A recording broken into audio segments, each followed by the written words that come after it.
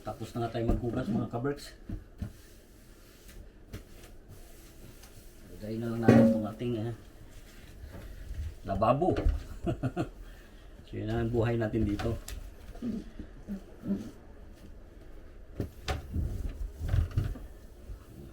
Tama na yan. So yung mga kaberks, no? Kararating natin sa bahay. Ayan. Umay natin ang bihis. Naglagay lang tayo ng ating siyempre trademark pag tayo nagluluto. Yan, yan. Ito yung binili nating chicken. No? Lutuan na natin sila nung oras, no? 5:30 na. Tama-tama ito. Mga 6:30 makatapos natin magluto. Ayan, ito ang ating biniling manok mga kaberks. Ayan, no? Diretso tayo magluto. Tingnan yung ating bag, no? Ayan. Buti di tayo inabutan ng lakas ng ulan. Buti di tayo masyadong inabutan. Dito na tayo sa kailangan na natin makapagluto na tayo ng curry para sa mga bata. Kung itong ay kakaldereta natin yan. Chicken na fritada. Kaya tatanggalin natin yung drumstick. Wala kasing dun kanina. Walang tawag dito. Wala siyang chicken thigh. Kaya itong legs ang binili natin. So yan. Mabilisan natin yakitin natin mga kaberks. Diyan muna natin lagay. Tanggalan natin ang skin.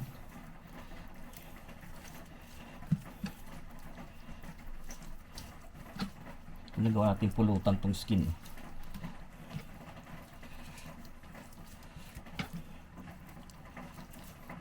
Ayan, ganyan lang. Tapos tanggalin natin. Sama na rin natin to sa bukas tong yung buto. Sama na natin sa afritada. Tirahan natin konting laman naman. Ayan palasa rin yan.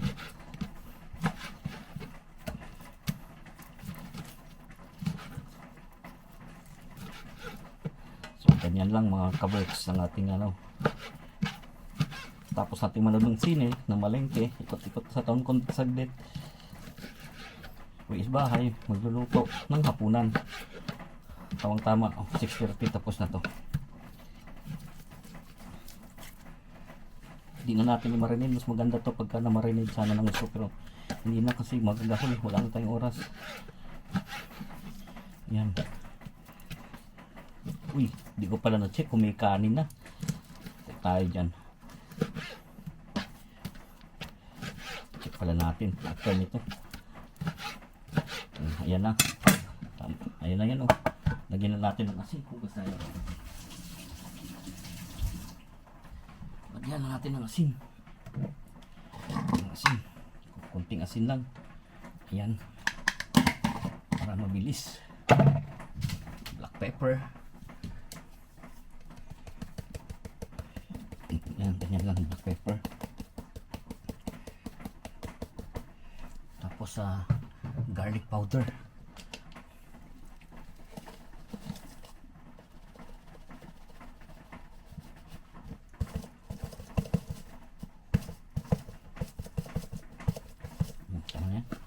Tapos saka natin i-mekos-mekos, saka natin ito tuhugin. Tuhugin na natin ito mga kaberks para mailuto na natin. So wala pa tayong sinaing mga kaberks, magsasaing muna tayo bago natin ituhugin yung ating yung ating chicken yakitori. Magsaing muna tayo para medyo matagal kasi ito, 20 minutes tayo magsaing yung ating cookware, kaya kasi natin maigit yung ating rice. Ganyan natin buhay dito. Tama yan. 6:30 or quarter to 7 gigisingin na natin si wifey para kumain. Tapos yung ating biniling chicken wings ay i-prepare na natin at i-prepare natin mamaya para bukas sauce na lang ang gagawin. Yung ating pang-afritada ihiwain na rin natin para bukas after ko ng work sa tanghali pwede kong maluto. Kasi ang work ko rito mga kaberks, papasok ako ng alas 7, uwi ako ng alas 11 ng umaga, 4 oras lang sa umaga. Kasi split shift kami ba? Yun. Sa panghugas. Ganun, tapos babalik ng hapon. Babalik kami ng alas 5. So may 6 na oras ka na pahinga bago ka bumalik ng alas 5 sa work. So may time pa ako niyan magluto ulit para sa ating pamilya. So yun na mga kaberks na hugasan natin. Ganun tayo dapat, kailangan naka-ready na yung ano, yung iluluto sa the following day.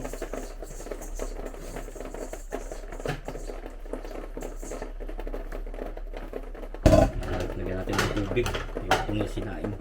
Inuna kasi natin sinaing mga kaberks kasi madali lang yung ano, yakitori. Madali luto nyo sa sinaing 20 minutes kasi ano na dito, 5:45 na, so ganun. Uy, hindi ko na nabilang kung ilan tuloy. So,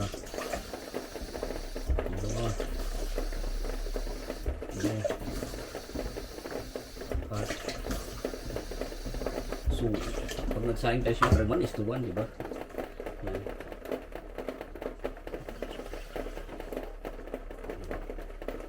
Ito natin. Saing na natin. Gising na si wifey 6 na yun. Set na natin yan. Diba? Ganun lang ang ating buhay mga kaberks dito. Yan, diretsuhan lang. Tapos nagulan na. Sinisilip ko yung ano. Ano ba sinisilip yung kalat dito? Sinisilip ano. Tapos yung ating ano, yakitori nga. Lilipat tayo dito sa ating munting kusina. Andyan na. Andyan yung ating sinaing. Oh. Asan yung ating chicken. Tuhugin na natin to.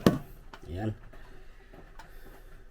Kasi ako meron pa akong ano mga kaberks, meron pa ako kasi natira na isda na ano isang kainan ko pa, kaya yung tapos si wifey may prito pa, tsaka ito lang yung sa bata ngayon yakitori. Yung ating manok dyan. Pero kasi sa kanilang tatlo to, pati kay mama niya, baka hindi magkain si wifey ng ano ng tawag dito ng prito isda, pero ako ay sa akin yun. So yan, tuhugin na natin. Ganun lang ating buhay dito mga kaberks. Gawa na natin ng yakitori, yung mga junakis natin. Ayan lang, ganun lang kasimple yung ating yakitori.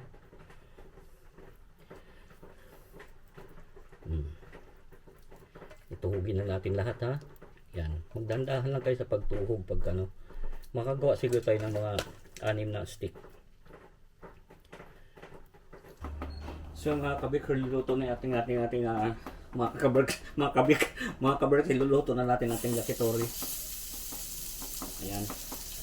Batang fry lang natin. 6 na stick lang yung ginagawa ko. Kasi sa mga junakis lang yan, nag-fry wifey, okay na sa kanila. Nakapito pala. Akala ko 6 lang. 7 pa lang stick. Pwede na sa kanilang 3 yan. Kasi ako may gulay pa ako, yung natira natin kahapon. Maganda yun, pangatlong init. Pangalawa, pangatlong init. Okay na. Wala na, magluluto na ako may yakitori. Ito mga kaberks, ayan o. Ayan o, may isang hiwa pa. Lalagyan ko lang ng ano yan. Yung may natira pa akong ano dito, ito. Ayan o. Ilalagay natin yan. Itong lettuce niya mamaya. Yan, so ito. Ganyan lang ang pagluto mga kaberks. Itong ating yakitori para sa kanila yan, tama na sa kanila. So babalik tayo natin mga kaberks sa ating yakitori. Ayan o, napaka-perfect. O, diba?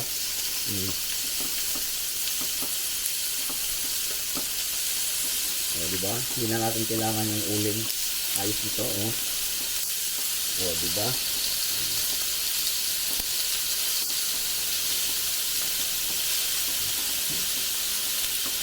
Kailangan natin itong maluto mga kaberks. Buksan natin, tanggalin na natin ito. So ililipat na natin itong ano natin, yung yakitori.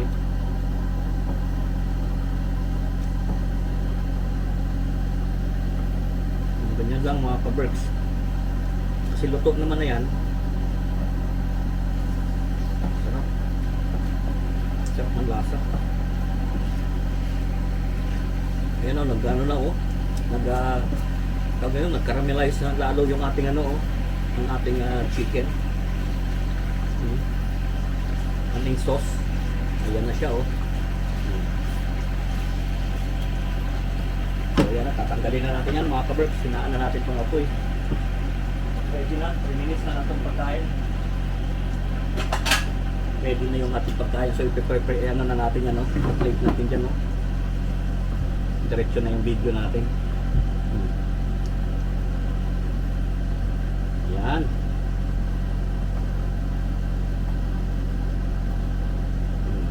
Tapos ilalagay natin itong sauce. Saka natin gaganyan. O diba? Ayan o. Ayan na ating chicken yakitori. Siyempre ilalagay natin muna yan dyan. Dahil nga yung ating ulam ay sa mga bata lang to, sa kay mama nila, 3 sila. Ito yung akin no. Sa basayan itong sinabuan. Yan yung akin. Ito yung ano natin mga kaberks. Ulam. So yung mga kaberks, tapos na tayo hapunan. Siyempre, dito wala naman tayong asahang maghugas. Di tayo rin na maghugas. Kasi si wifey may pasok kaya ikaw din na maghugas. Pasok siya alas 7 na ng gabi kasi kaya ayan. So ganito ang buhay natin dito mga kaberks. Wala naman tayong asahang iba kundi tayo lang din.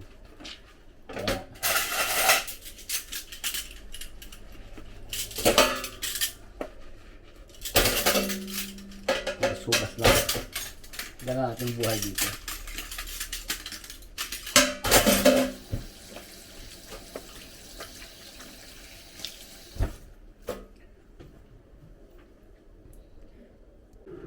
So yung mga kaberks, tapos natin lahat ng sabunan. So babanlawan na natin, di ba? Babanlawan na natin ating ano. Yan ating buhay dito mga kaberks. Lalo na pagka may pasok si wifey, ikaw na talaga ano, tapos day off muna ako. So ayun. Diba? Madali lang naman eh.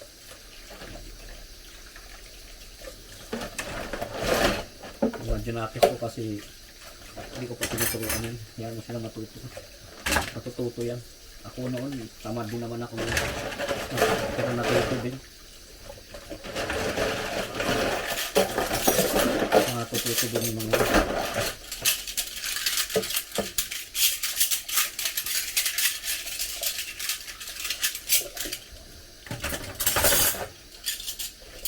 tamad din naman tayo noon.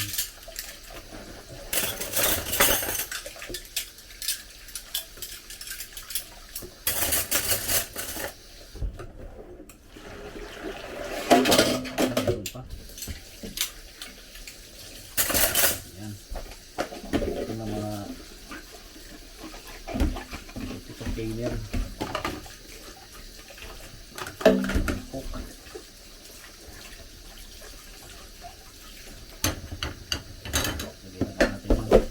So isabay na. Sabi natin buhay dito mga kaberks.